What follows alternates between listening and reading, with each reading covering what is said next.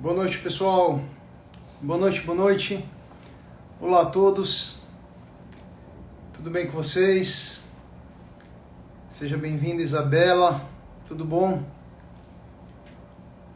Roberta, sejam bem-vindos. Jaque.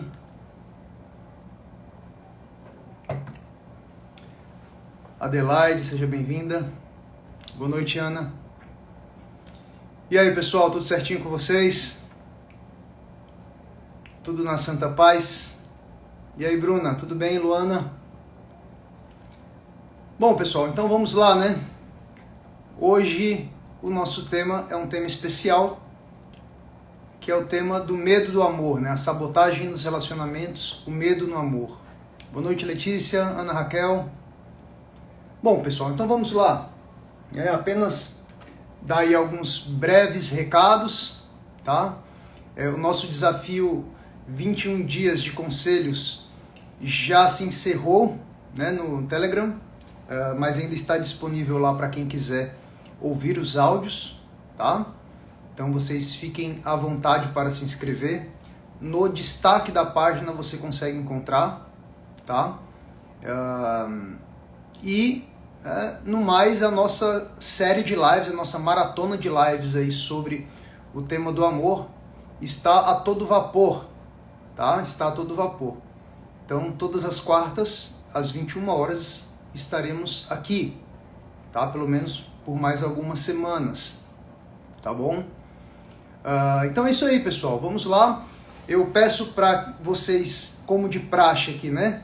Convidarem as pessoas, né? Vocês clicam aí no aviãozinho e mandam para algum amigo, né? Alguma amiga. Boa noite, Cleiton. Aí vamos fazer esse movimento crescer cada vez mais. Tá? Essa live estará gravada por apenas algumas horas. Tá? Tem sido assim porque eu estou privilegiando aqui o nosso contato ao vivo. Tá? Essa nossa interação aqui, para mim, ela é mais importante nesse momento. Tá certo? Beleza, pessoal? Então vamos lá. Vamos falar do tema o medo de amar, né?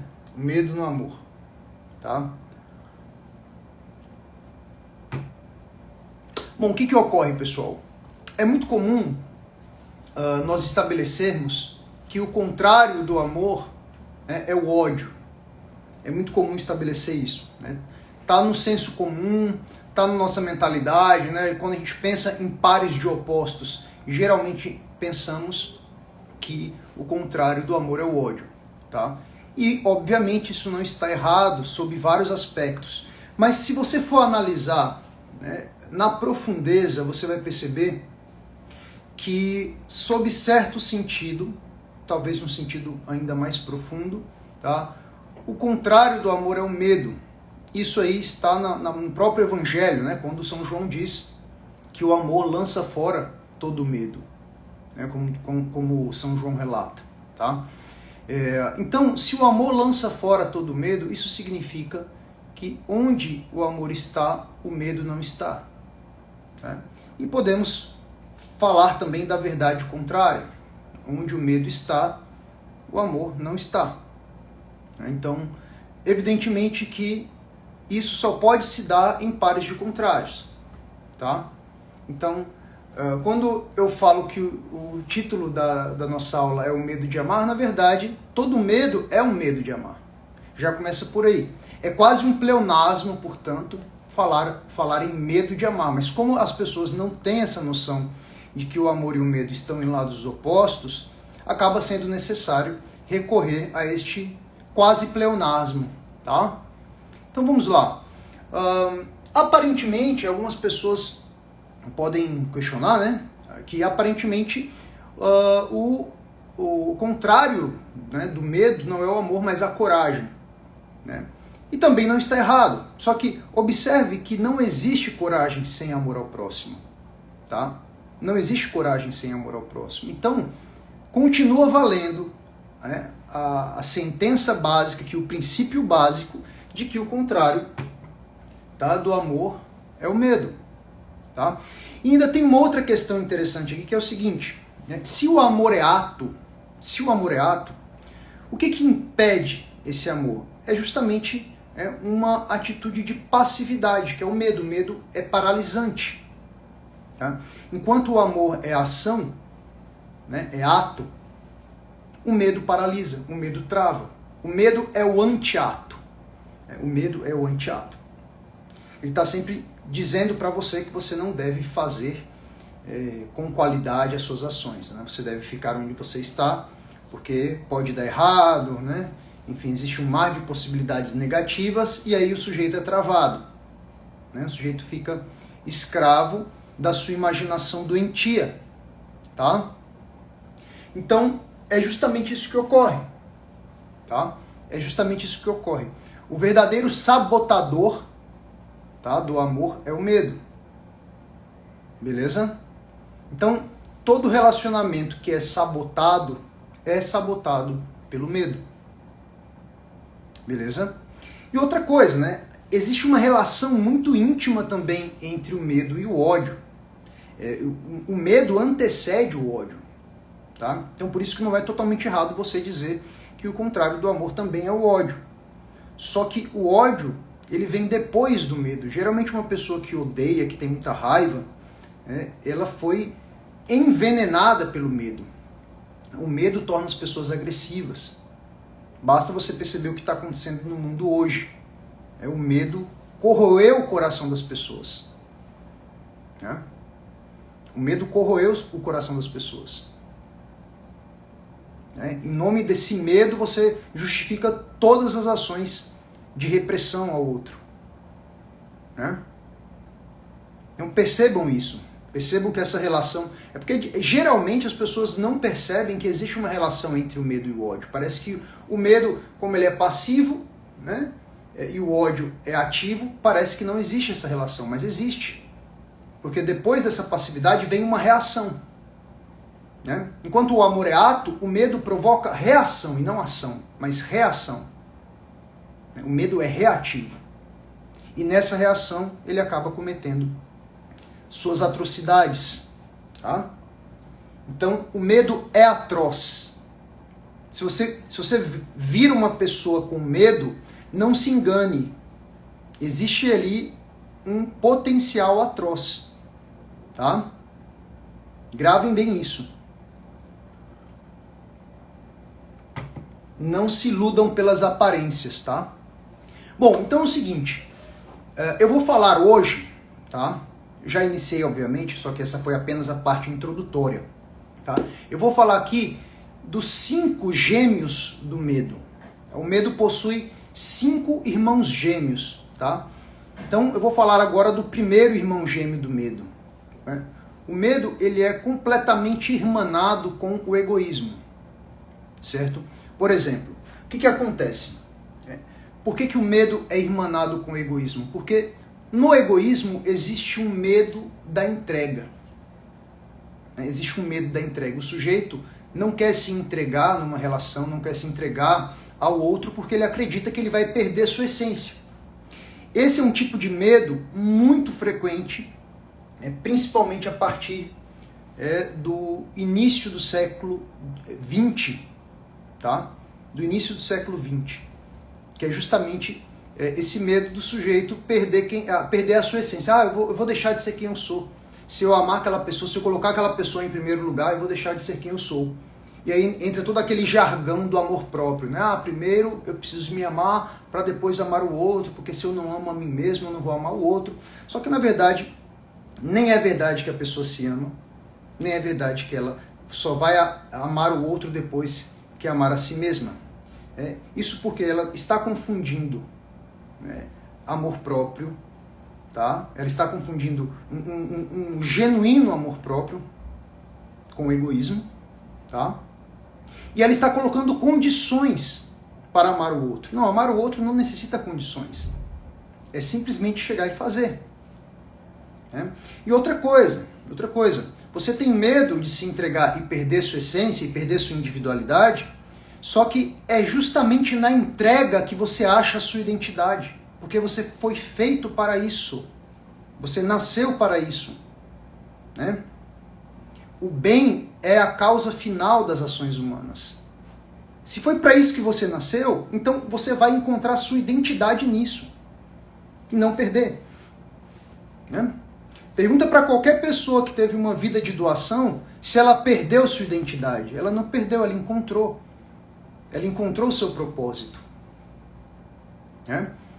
Então, esses pequenos tiranos que tentam dizer para você o tempo inteiro que se doar é se perder, né? Eles estão profundamente enganados. Pelo contrário, quando você retém, é que você se perde, porque você deixa de brilhar. Né? Você mata todo o seu esplendor. Nesse autocentramento, você mata todo o seu esplendor. Tá? Então anote isso aí, grave isso aí. No autocentramento, você mata o seu esplendor. Porque você existe para essa doação. Né?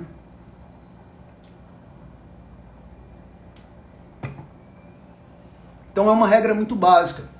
Né? Como diz o refrão da música lá. Só é seu aquilo que você dá.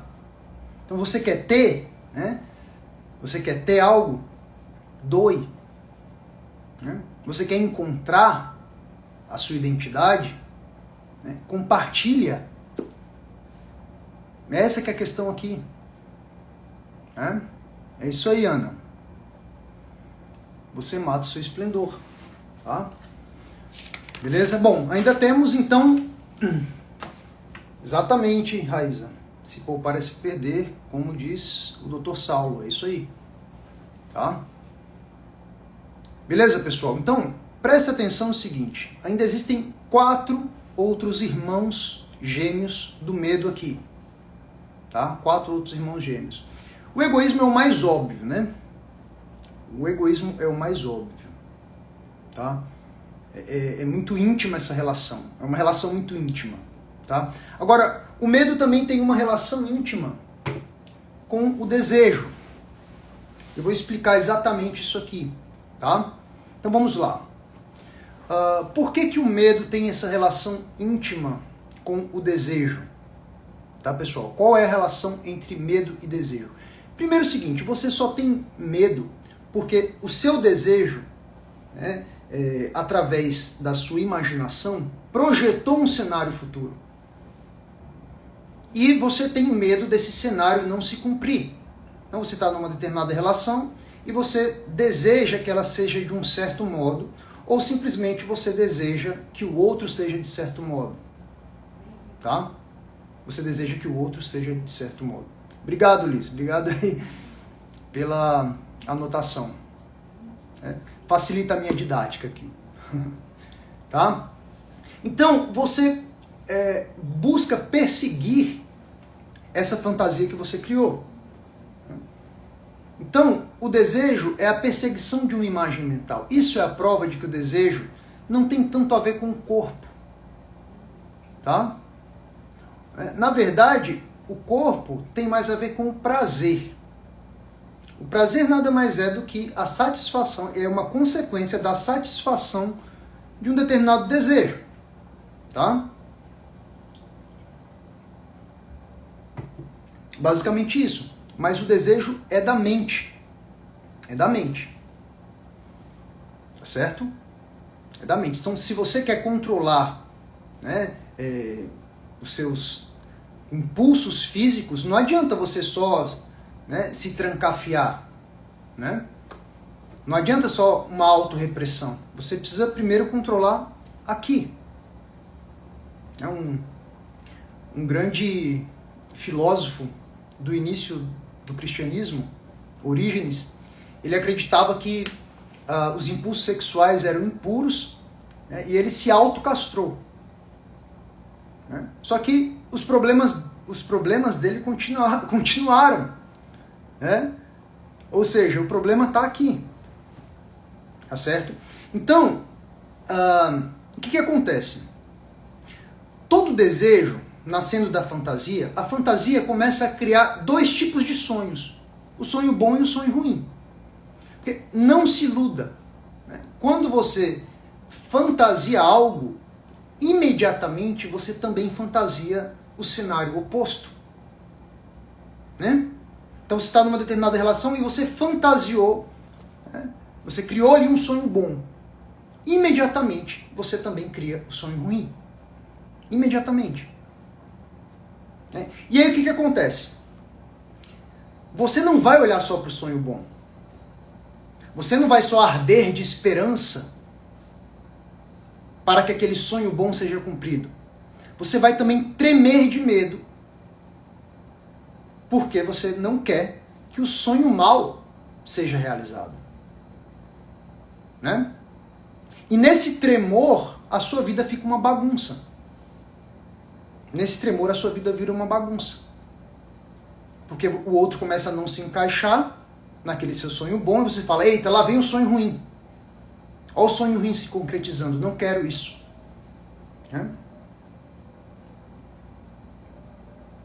Exatamente, Emily, a pessoa fica com essa sensação de que tudo vai desmoronar. E aí ela começa a se antecipar, e aí gera ansiedade. Aí gera ansiedade, a ansiedade já bagunça ainda mais a vida do sujeito. Tá? Ah, professor, então o que eu tenho que fazer? Eu tenho que anular o medo? Eu tenho que simplesmente abandonar o desejo, melhor dizendo? Eu tenho que abandonar o desejo? Não, você não vai abandonar o desejo. O desejo está no seu coração por um determinado motivo. Tá? O desejo está no seu coração por um determinado motivo. O amor eros é justamente o desejo, só que esse desejo pode ser direcionado para as coisas belas, para as coisas boas, para as coisas verdadeiras. É para aí que deve ir o seu desejo. Tá? Então o seu desejo deve se direcionar para aí. Então, nesse sentido, você não deve matar o seu desejo. Pelo contrário, você deve buscar um objeto infinito para ser desejado. Tá? Essa que é a questão, portanto.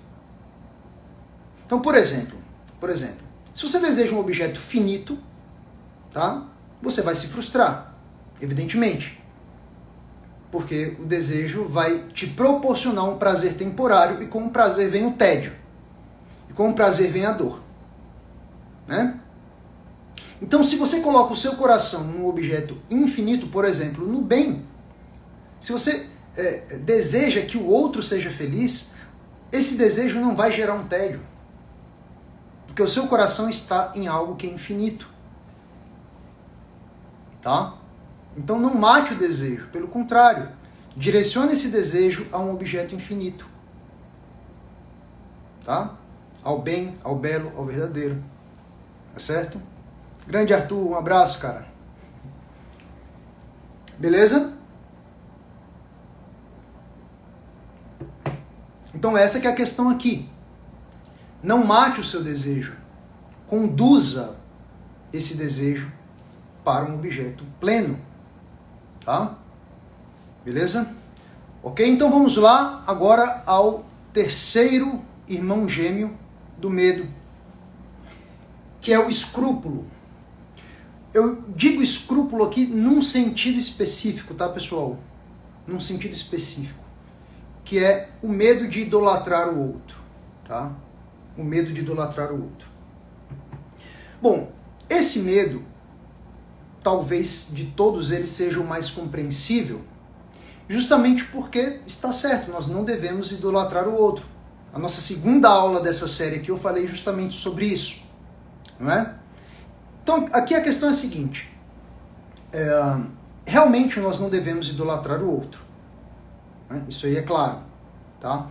Mas o medo de idolatrar é perigoso, porque com esse escrúpulo todo, com esse excesso de zelo, você vai travar, né? Eu recebo muitas perguntas que têm a seguinte forma, professor, eu tenho medo de amar mais a minha namorada do que a Deus. Eu tenho medo de amar mais o meu noivo, mais o meu marido do que Deus. Eu estou endeusando meu marido. Aí a pessoa trava. Bom, preste atenção. Deus não está competindo com o seu marido. Tá? Deus não...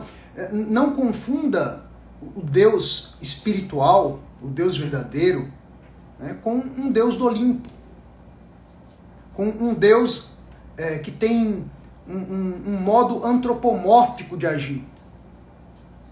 Tá? Deus, verdadeiro Deus, não é uma espécie de homem com suas qualidades maximizadas. O verdadeiro Deus é de uma outra qualidade. Então, ele não está competindo com o outro, até porque ele é o fundamento do outro. Como é que ele vai competir com o outro? Então, não coloque Deus como se fosse um rival, certo? Pelo contrário, ele alimenta o outro. Ele dá a vida ao outro. Né? E lembre-se, a cruz não tem apenas o eixo vertical. Né? Se a cruz tivesse só o eixo vertical, aí tudo bem. Aí esse medo teria total razão de existir. Né? Mas a cruz é justamente o encontro do eixo vertical com o eixo horizontal. O eixo vertical representa o amor transcendente. Né? O eixo horizontal significa o amor imanente. Então eu preciso de reconhecer Deus no meu irmão. É para isso que ele está na sua frente, inclusive. Ele é um representante de Deus aqui na Terra para você.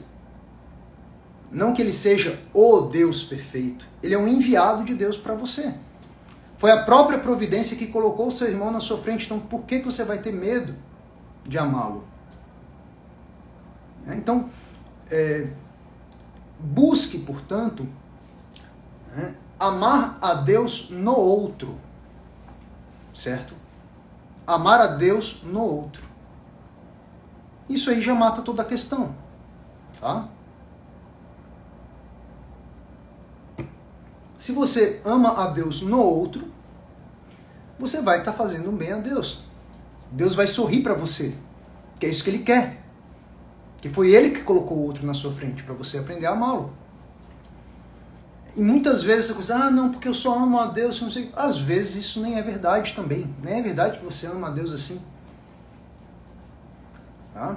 Porque o verdadeiro amor expulsa o medo. Então, por que está com medo? Né? Tá certo? Perceba isso, portanto. Tá? Então, a própria providência colocou o outro na sua frente. Negar a providência é arrogância. Tá? Ir contra a providência é arrogância. É arrogância profunda. Tá?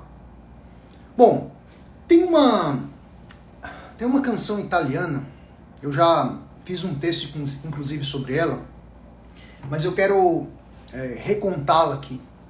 É uma canção que diz mais ou menos o seguinte: São Francisco está lamentando para Deus que ele ama Clara, ele ama os animais, ele ama a natureza, e ele começa a se entristecer, porque ele fala assim, Senhor, eu deveria amar apenas o Senhor, só que meu coração está nas criaturas também. Eu deveria amar apenas o Senhor. Aí essa canção mostra Deus respondendo São Francisco, falando assim, São Francisco, eu também amo Clara, eu também amo os animais, eu também amo o universo.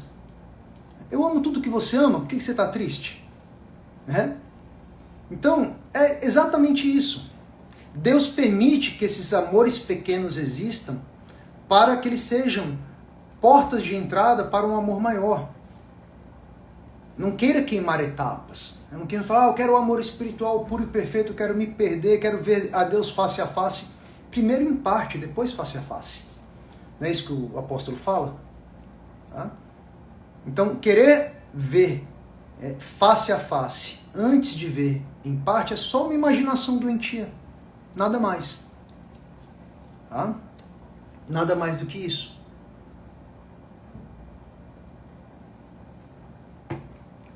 Ruth, quando a pessoa faz de tudo pelo outro e ela se entristece porque ela acha que está faltando amor próprio, é porque ela nem se ama de verdade nem ama o outro. Ela está colocando uma barreira, ela está se entristecendo nessa doação. Tá? Vamos lá então. falar agora do quarto irmão gêmeo do medo. Tá? Quarto irmão gêmeo do medo. Falta só mais 2, né? Tem o quarto agora e o quinto, beleza? Vamos lá, qual é o quarto irmão gêmeo do medo? Anota aí, Liz. Liz é minha escriba hoje. O quarto irmão gêmeo do medo é o perfeccionismo. É o perfeccionismo.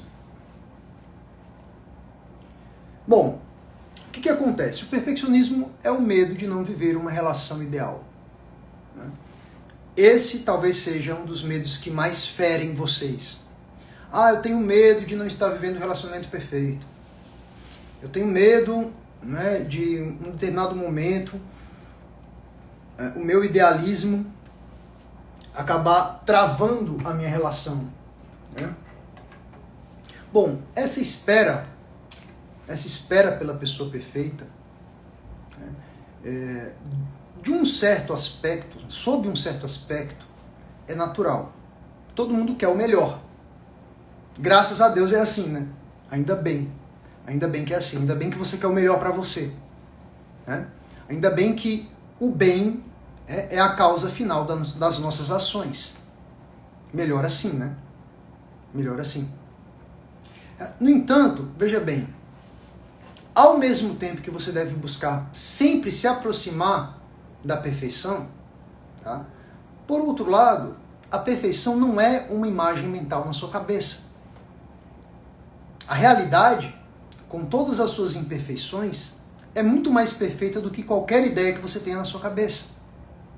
Então, se aquela pessoa está do seu lado, né, é ela que você tem que abraçar. Tá?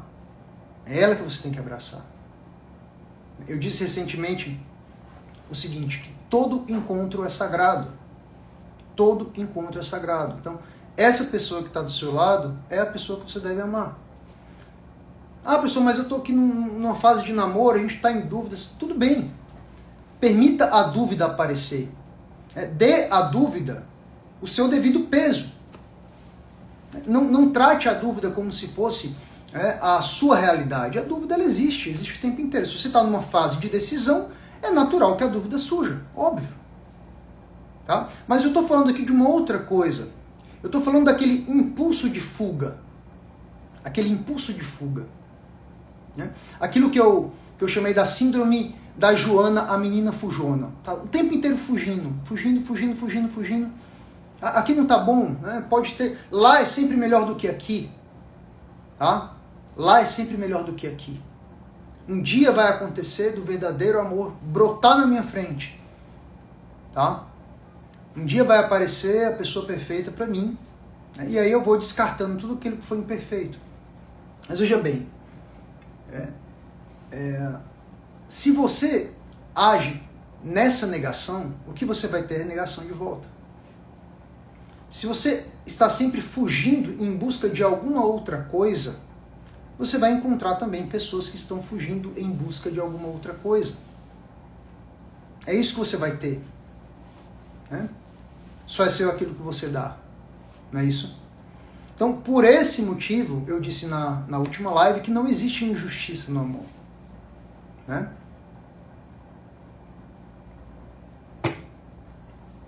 Tá certo? Então, a grande questão aqui é a seguinte. Né? É preciso que você encontre, né, um ponto em você capaz de amar. Né? Então aqui, muitas pessoas perguntam assim, professor, existe a pessoa certa? Né? Existe esse negócio aí de pessoa ideal para você? E a minha resposta geralmente é a seguinte, não existe a pessoa certa, existe a pessoa errada que o seu amor tornou certa. Né? Não é que você vai consertar o outro, não é isso, isso é loucura. Tá? Não é que você vai pegar e consertar, modelar o outro bonitinho, a sua imagem e semelhança, não é isso. Existe a pessoa errada que o seu amor consertou no seguinte sentido, o seu amor inspira a outra pessoa, incentiva a outra pessoa a dar o seu potencial, incentiva a outra pessoa a dar o melhor de si. Tá? É isso aqui, acabou. Não é mais nada que isso. Certo?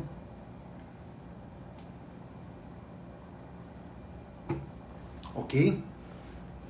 Tá? Então, se você está sempre à espera da realização da sua fantasia mental, tá? Se você está sempre à espera de uma coisa mais perfeita, saiba que o seu perfeccionismo, como eu já disse aqui anteriormente, o seu perfeccionismo está afrontando a perfeição da providência, que trabalha com as pequenas imperfeições.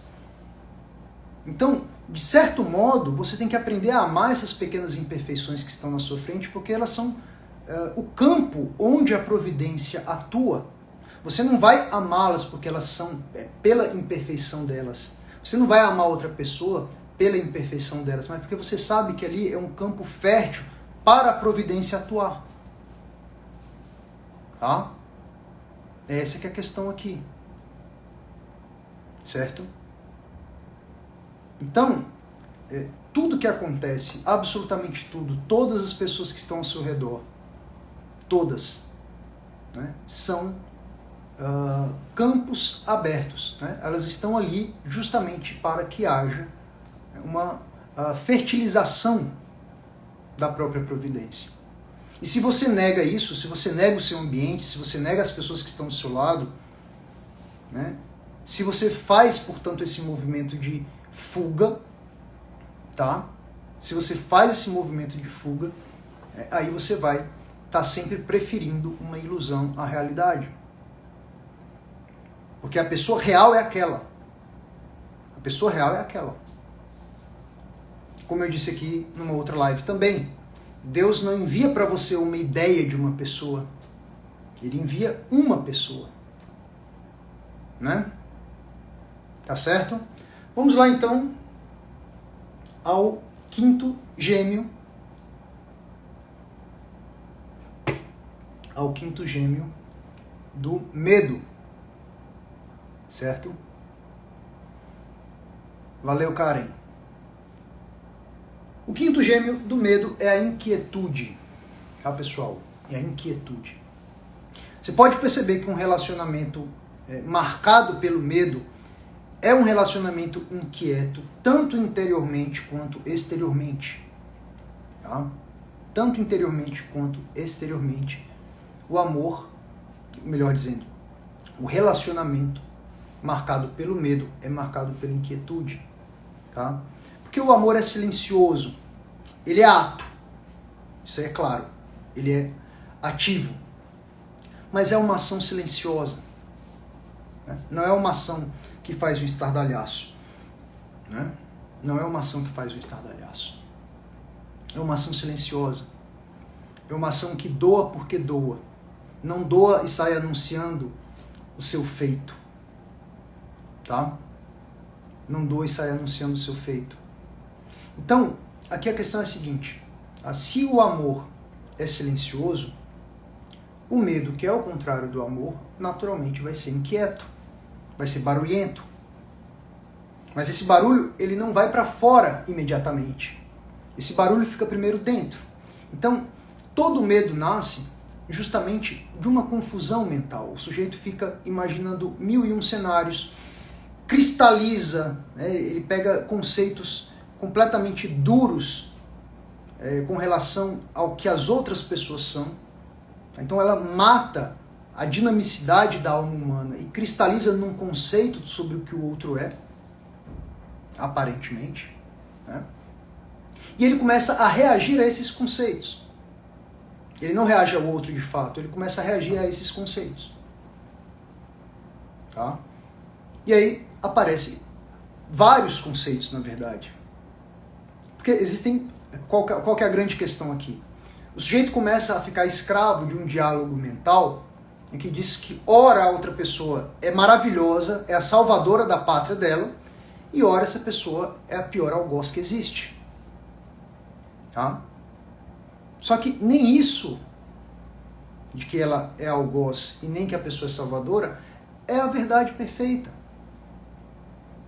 Então, na medida em que você aquieta a sua mente, na medida em que você faz esses conceitos adormecerem, você abre o espaço para a realidade do outro despertar. Isso é inocência. Então, o amor também exige uma certa inocência. O medo não é inocente. O medo macula o tempo inteiro a realidade do outro. Tá? O medo macula o tempo inteiro a realidade do outro. Por exemplo, perceba o seguinte. Por que as pessoas, de um modo geral, adoram crianças? Adoram. Quanto mais bebê, né? Quanto mais bebê, mais as pessoas adoram. Mais as pessoas vão até a criança e ficam, né, com aquele aconchego, né, com aquele carinho todo. Por quê? Né? Pelo simples fato de que aquela criança não tem conceitos sobre o outro. Se ela não tem conceitos, ela não tem defesas. Se ela não tem defesas, ela não ataca. Né? Então, por isso que a gente gosta tanto da inocência. Por isso que uma criança muito inocente, por isso que um animal muito inocente também atrai a atenção das pessoas. Porque a gente sabe que ali é um campo aberto para o amor entrar. Né? Então, quando Jesus fala que você deve se assemelhar a uma criança, é nesse sentido. É nesse sentido específico. Não é no sentido de que você deve deixar as suas responsabilidades de lado. Né? É no sentido de que você deve, justamente como a Ana Raquel está falando, cultivar essa espontaneidade, cultivar essa pureza. Tá? Porque a inquietude, nascida desses conjuntos de conceitos sobre o que o outro é, faz com que você fique sempre na defensiva. Né? E quem se defende ataca o tempo inteiro. Tá? Então, não existe possibilidade do amor atuar onde há essa inquietude. Tá? Beleza? Então, pessoal, é isso aí, ó. Falamos hoje sobre os 5 gêmeos do medo. Semana que vem tem mais. Ó, presta atenção, tema da semana que vem, tá? Vou anunciar aqui o tema da semana que vem, tá? O tema da semana que vem, as 5 linguagens do amor, tá? Então, não percam. Eu vou dar uma explicação mais aprofundada sobre esse tema, que geralmente ele não é tratado com muita profundidade, tá? Vou dar um tratamento especial aí a esse tema, tá bom? Então, 21 horas na quarta-feira que vem, estamos aí novamente, tá? Essa live vai ficar salva por algumas horas apenas, pessoal.